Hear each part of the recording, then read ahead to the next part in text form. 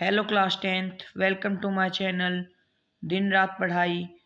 Students, आज हमारे पास चैप्टर है फोर्थ मैथ्स का क्वाड्रेटिक इक्वेशंस एंड एक्सरसाइज है हमारे पास 4.1।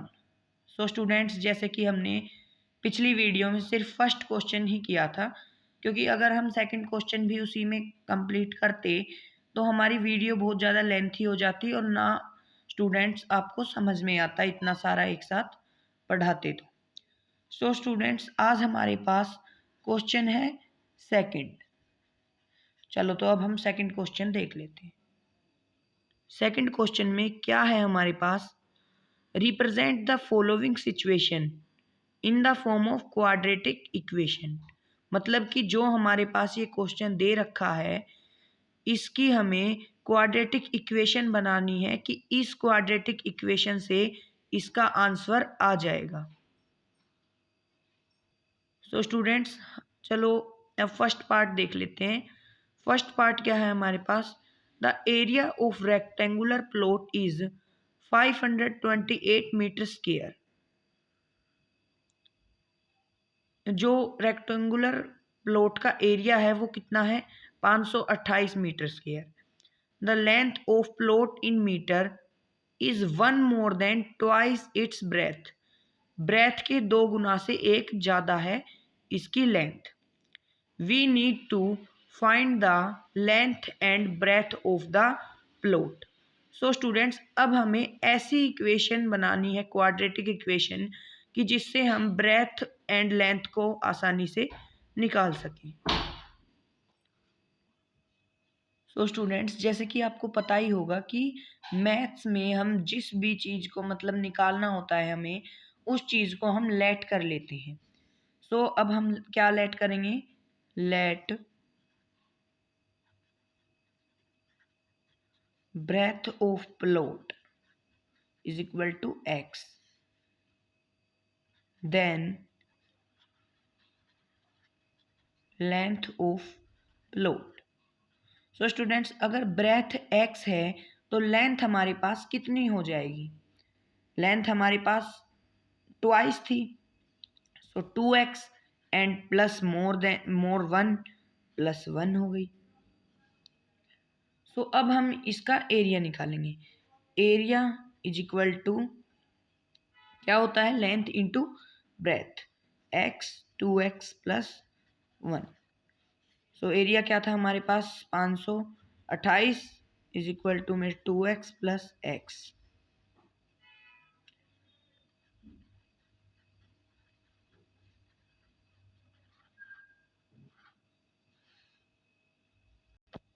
स्टूडेंट्स, ये जो हमारे पास क्वाड्रेटिक इक्वेशन आई है इससे हम अपना आंसर निकाल सकते हैं। तो हम क्या लिख देंगे, हैंस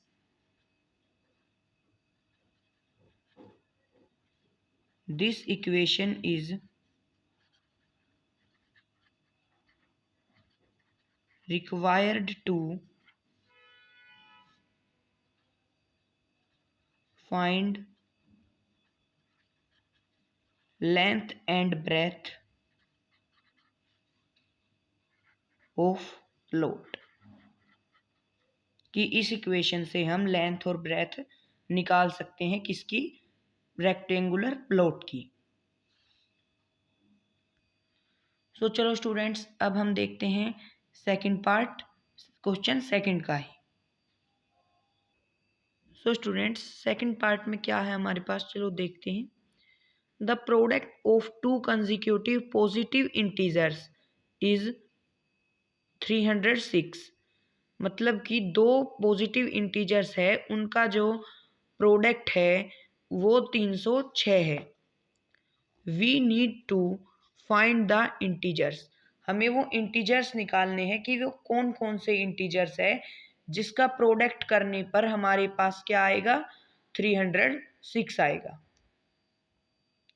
चलो स्टूडेंट्स, अब इस क्वेश्चन को सोल्व करके देखते हैं। स्टूडेंट्स, जैसे कि मैंने पहले भी आपको बताया था कि मैथ्स में हम जो चीज़ हमें चाहिए है उसी को लेट कर लेते हैं। तो इसमें हमें क्या चाहिए, इंटीजर्स। हम लेट करते हैं first integer. is equal to x, and then second integer is equal to x plus 1.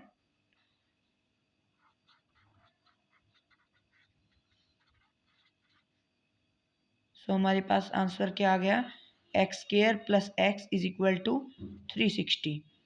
X square plus x minus 360 is equal to 0.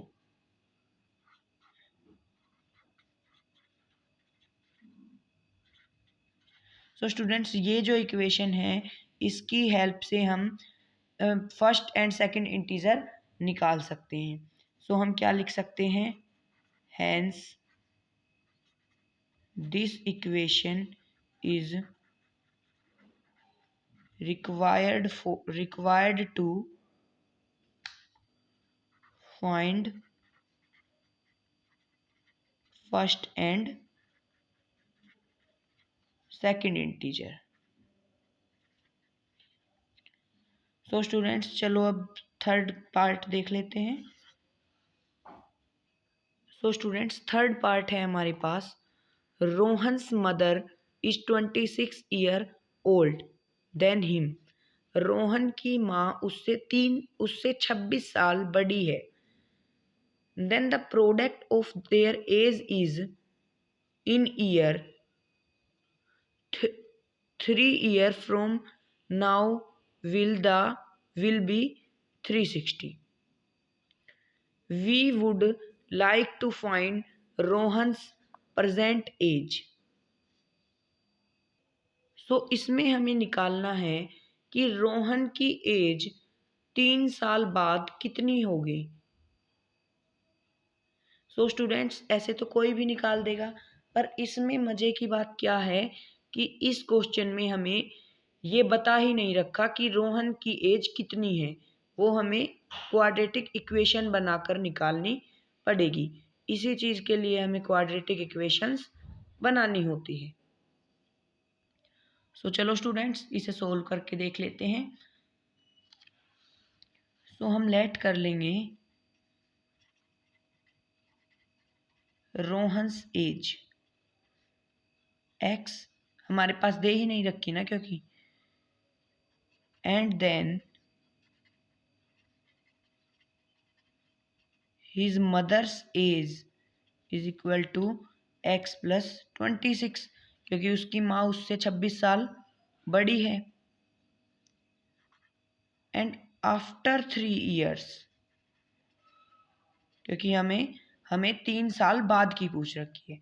सो रोहन की एज क्या होगी 3 साल के बाद, एक्स प्लस 3, और इसकी माँ की एज क्या होगी 3 साल बाद, x plus 26 plus 3 is equal to 360, क्योंकि इनका प्रोडक्ट था 360. सो अब हमारे पास क्या है, एक्स प्लस 3 तो हो गई रोहन की एज, एंड एक्स प्लस 29 हो गई उसकी मदर की एज. सो अब हम इनकी मल्टीप्लाई करेंगे तो हमारे पास क्या आएगा, x square plus 29x plus 3x plus 87 is equal to 360. अब क्वाड्रेटिक इक्वेशन में इज इक्वल टू में कुछ भी नहीं होता, तो हमें 360 को इधर ही लेकर आना पड़ेगा. तो अगर हम इसको इधर लेके आएंगे तो हमारे पास क्या आएगा, x square plus 29x plus 3x plus 87 minus 360 is equal to 0. So students, ये जो क्वाड्रेटिक इक्वेशन है इसकी मदद से हम रोहन की एज निकाल सकते हैं 3 साल बाद की. सो इसलिए हम लिख देंगे हैंस दिस इक्वेशन इज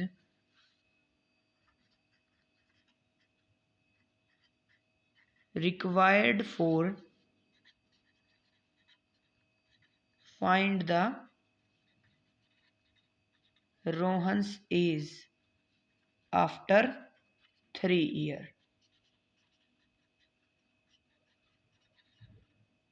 कि इस इक्वेशन की मदद से हम रोहन की एज निकाल सकते हैं. सो स्टूडेंट्स, चलो अब चलते हैं हम फोर्थ पार्ट पर. सो स्टूडेंट्स, फोर्थ पार्ट क्या है हमारे पास, A train travel a distance of 480 kilometre eight uniform speed. कि जो ट्रेन है वो एक जैसी स्पीड से डिस्टेंस कवर कर रही है और उसने कितना डिस्टेंस कवर किया? 480 kilometre. If the speed has been 8 kilometre less, अगर हम स्पीड को 8 किलोमीटर पर हावर लेस कर देंगे, कम कर देंगे, then it would have taken 3 hour more, 3 घंटे ज़्यादा लगेंगे to cover the same distance. Need to find the speed of the train. पर हमें ये तो बता रखा है कि 8 किलोमीटर प्रति घंटा की रफ्तार कम की है, पर हमें ये नहीं बता रखा कि वो रफ्तार थी कितनी, यानी कि स्पीड है कितनी। यूनिफॉर्म स्पीड पर तो चल रही है, पर वो स्पीड है कितनी। सो उसके लिए हमें क्वाड्रेटिक इक्वेशन बनानी है कि हम इस क्वाड्रेटिक इक्वेशन से स्पीड को निकाल सकते हैं। तो चलो अब इसे सोल्व करके देखते हैं। सो स्टूडेंट्स, जैसे कि हम लेट कर लेंगे, हमें लेट क्या करना है? लेट द स्पीड, क्योंकि हमें स्पीड निकालनी है। स्पीड को लेट करेंगे। स्पीड क्या है हमारे पास? x किलोमीटर पर हावर। एंड डिस्टेंस, डिस्टेंस हमारे पास गिवन है। डिस्टेंस कितना है? 480 kilometre. And time in normal speed, normal speed में हमें कितना टाइम लगा, कितना टाइम लगा वो भी हमें नहीं दे रखा। तो distance is equal to speed upon time. Distance, speed is equal to distance upon time. So हम डिस्टेंस डालेंगे 80 किलोमीटर, 480 किलोमीटर। एंड टाइम क्या है हमारे पास? स्पीड क्या है हमारे पास? x। एंड देन हम 8 किलोमीटर लेस कर देंगे तो हमारे पास 3 घंटे ज़्यादा होगा। देन स्पीड लेस 8 किलोमीटर, सो 480 अपॉन में x माइनस 8, क्योंकि हमने 8 किलोमीटर कम की है, बढ़ाई नहीं है ना। तो अब हम लिख लेंगे 480 upon x minus 8 minus 480 upon x is equal to 3। So students, अगर हम इनका एलसीएम करेंगे सो हमारे पास आएगा x square minus 8x and 480x minus 480x plus 3640 is equal to 3। So 480 plus से माइनस कट गया, अब हमारे पास क्या बच गया? 3640 upon is equal to, upon में आएगा पहले तो हमारे पास, इज इक्वल टू में बाद में जाएगा। अपॉन में क्या आएगा? 3x square minus 8x। अब हमारे पास ये हमें इज इक्वल टू में लेना है। 3640 is equal to 3x square minus 8x।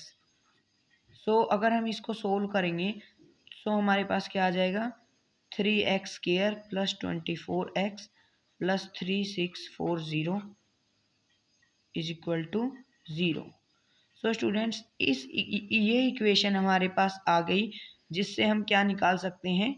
दोनों स्पीड निकाल सकते हैं, 8 किलोमीटर कम करने के बाद की भी और 8 किलोमीटर कम नहीं थी, यूनिफॉर्म स्पीड में चल रही थी वो भी। सो अब हम क्या लिख सकते हैं? Hence this equation is required for